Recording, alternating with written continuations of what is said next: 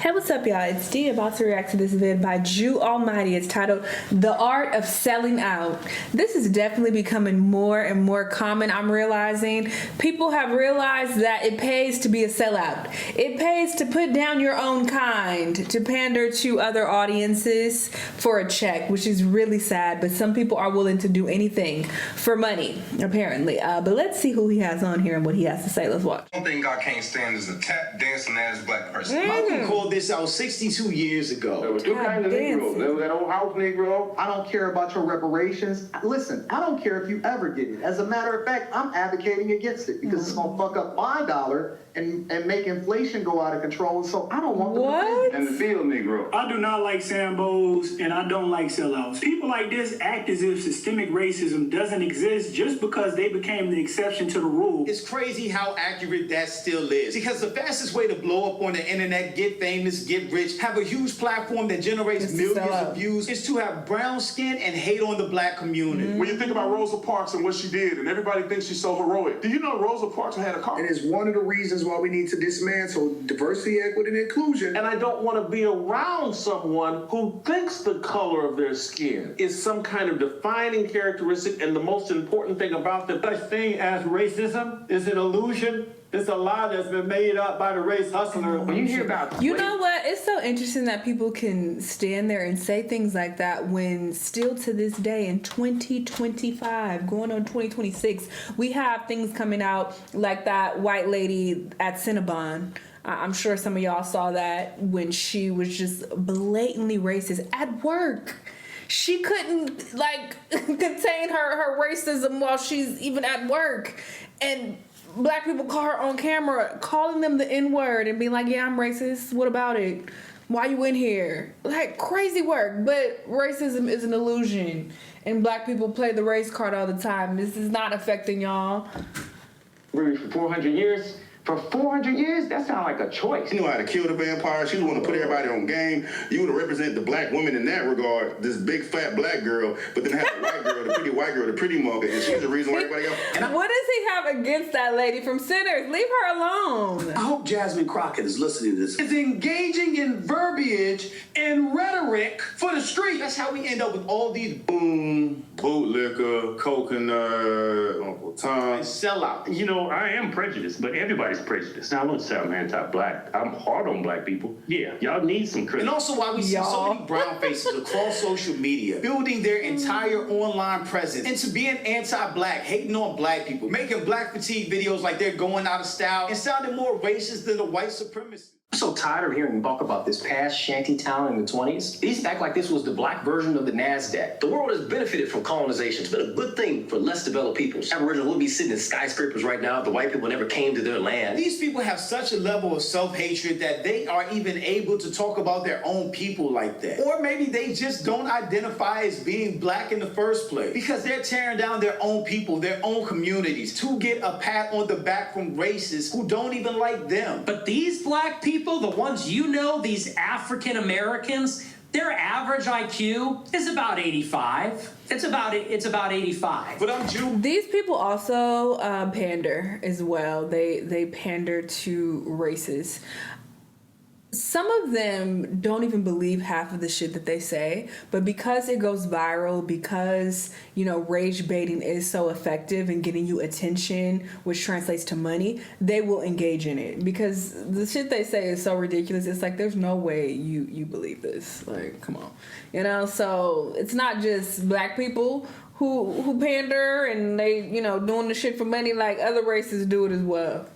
Welcome to the channel. Please like and share the video. Don't forget to sub. Now, let's get into it. There were two kinds of Negro. There was that old house Negro and the field Negro. Both are like pie. And the house Negro always looked out for his master. When the field Negroes got too much out of line, he held them back in check. Black people selling out other black people has always been a lucrative endeavor, going all the way back to slavery. Africans sold other Africans to Europeans into the transatlantic slave trade. And stop me when this sounds familiar. They sold their own people for economic incentives, weapons, textiles, and to gain favor with the Europeans. I remember when I went to Ghana and the tour guide or whatever at the what was it called? When I went to Cape Coast, It's a particular castle I went to. It's escaping me. I did a whole video about it. But when I was there was a tour guide there, and he addressed this, and he's like, yeah, he tried to downplay it and make it seem like, oh, well, we were selling like people from other tribes, and we wasn't really selling our own. And I'm like, but tribalism is like very common, you know, in many countries in Africa, and it's crazy that they look at, you know, people from different tribes as like others. So it's like, oh, we didn't sell our own in our own tribe. We sold people from other tribes. Like, but you're all African. Those are still your people. You still you still sold your people though. And not to say this needs to be held against him. Obviously, the guy who made the comment, it's not like he did it personally. Like, you know, it's what his ancestors did. But the fact that he tried to downplay it, I rolled my eyes so hard. Like, oh, we saw people from other tribes. And I'm like that makes it better. Europeans. In recent years, we've seen the atrocities of slavery really be downplayed. Slavery wasn't that bad. Trump is absolutely right. He didn't say slavery wasn't bad. He said it wasn't bad. Because modern day slavery is very present in many countries around the world, okay? To this day. People act like it's not a thing. It's definitely a thing. So if you don't think it's that bad, go volunteer yourselves. Okay? It's ridiculous. Let me stop. They ate people.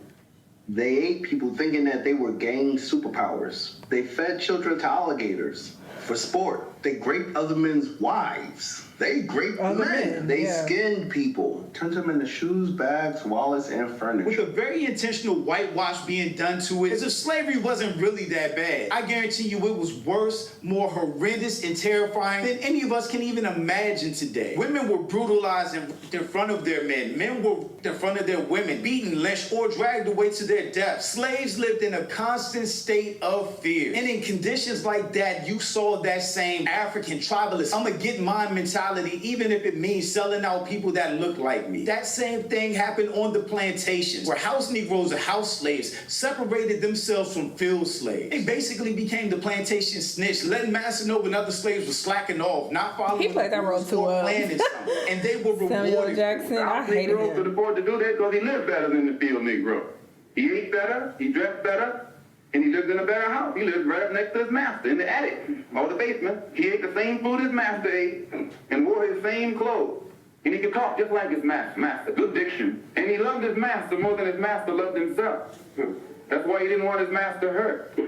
If the master got sick, he'd say, "What's the matter, boss? We sick?" When the master's house caught a fire, he'd try and put the fire out. He didn't want his master's house burned. But then you had some field Negroes who lived in huts, had nothing to lose. They wore the worst kind of clothes, they ate the worst food, and they caught hell. They felt the sting of the lash. They hated their master. If the master got sick, they prayed that the master died. If the master's house caught a fire, they prayed for a strong wind to come along. This was the difference between the two.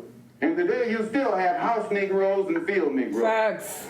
Yeah, they became those house Negroes that received better food, better clothing, and better treatment than the rest of the slaves. Hell, even being given authority over the rest of the slaves. They were basically the managers on the plantation. Masters de facto backup. Selling your own people out was lucrative when slavery started, during slavery, and after it. All the way to this day, where we see these modern day house Negroes with platforms attacking and bashing the black community for money, status, attention, and a pat on the head from white racists. You know, we don't want to go where it's violent either. It's typically a trend of violence from one group. Well, we know black people are more violent. We know this. But if we go to HBC...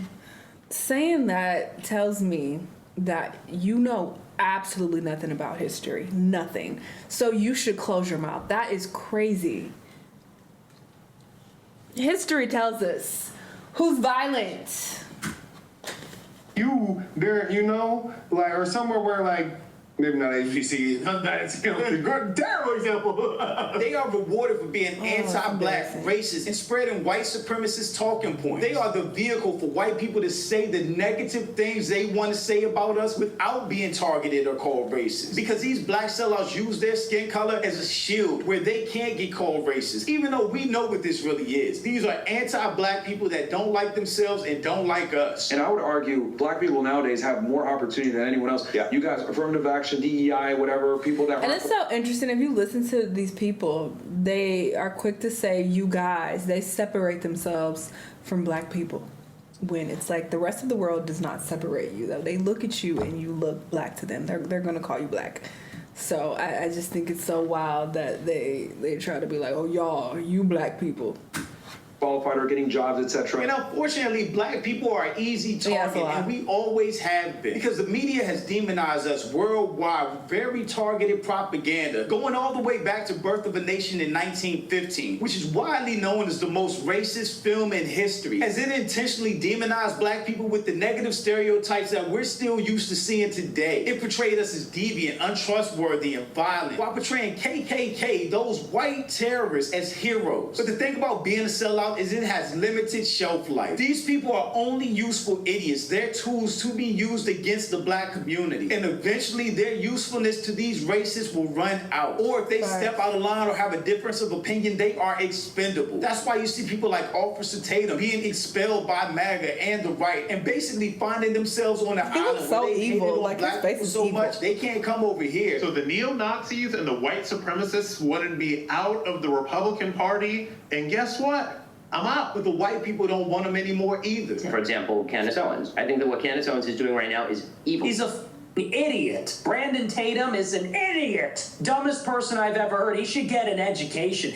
Officer Tatum should get an education. And once those sellouts, bootlickers, Uncle Toms, Uncle Ruckuses are chewed up and spit out by those same racists that they're tap dancing for, they get their Negro wake-up calls. That's what's eventually going to happen to all these sellouts. Because the money will run out, the opportunities will run out, and they'll just be old news. But we as a community have to do our part. Keep calling them out, keep confronting them, not letting their racist, anti-black narratives go unchecked. And there are more black channels doing that now than ever before, which is a good thing. Because a few years ago, people like the Cartier family, Anton Daniels, Officer Tatum's, the Hodge twins, all built their platforms without a counterbalance of us calling them out for being sellouts. And that's why we'll be right here when they get that reality check so we can laugh at them like the clowns they are. But shout out to my channel members. Thank Preach! Preach. No lies were told, okay? I haven't even heard of a few of these people. Don't want to hear about them. Don't want to look into them at all. But it's just really, really sad. Just imagine just selling yourself out completely just to get a few extra dollars. Like, you have to look at yourself in the mirror and know that this is what you're leaving behind. This will be your legacy. So, yeah, really weird. Y'all let me know what y'all think, though, and I'll see you on the next one. Bye!